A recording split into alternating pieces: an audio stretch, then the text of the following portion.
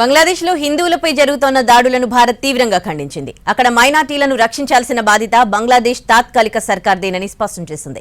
ఇక Chinmay arrest case legal process అంతా పారదర్శకంగా జరుగుతుందని ఆశాభావం వ్యక్తం చేసింది. బంగ్లాదేశ్లో హిందువులపై దాడులు జరుగుతున్న వేళ భారత్ ఆందోళన వ్యక్తం చేసింది. హిందువులు మైనార్టీలపై జరుగుతున్న దాడులను భారత విదేశాంగ శాఖ తీవ్రంగా ఖండించింది.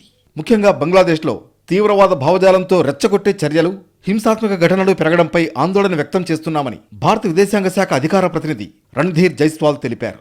ఈ క్రమంలో మైనార్టీలను రక్షించాల్సిన బాధ్యత బంగ్లాదేశ్ సర్కార్దేనని ఆయన స్పష్టం చేశారు. ఈ విషయంలో భారత్ వైఖరి స్పష్టంగా ఉందని జైస్వాల్ పేర్కొన్నారు. హిందువులకు రక్షణ కల్పించాల్సిన బాధ్యత బంగ్లాదేశ్ తాత్కాలిక ప్రభుత్వానిదేనన్నారు రణ్ధీర్ జైస్వాల్.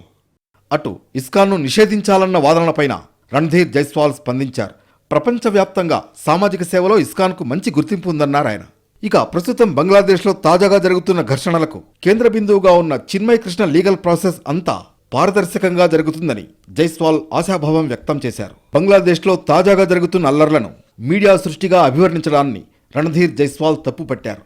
నిజానికి చిన్మయ్ కృష్ణపై పోలీసులు దేశద్రోహం కేసు నమోదు చేశారు. ఈ క్రమంలో దేశంలో అల్లర్లు విపరీతంగా పెరుగుతున్నాయి. అటు బంగ్లాదేశ్లో ఘర్షణ కారణంగా రెండు దేశాల్లో దౌత్యపరమైన సంబంధాలకు సమస్య వచ్చి పడుతుందని అంతా అనుకున్నారు. కానీ బంగ్లాదేశ్కు సరుకుల సరఫరా ఎట్టి పరిస్థితుల్లో ఆగదని భారత విదేశాంగ శాఖ స్పష్టం చేసింది.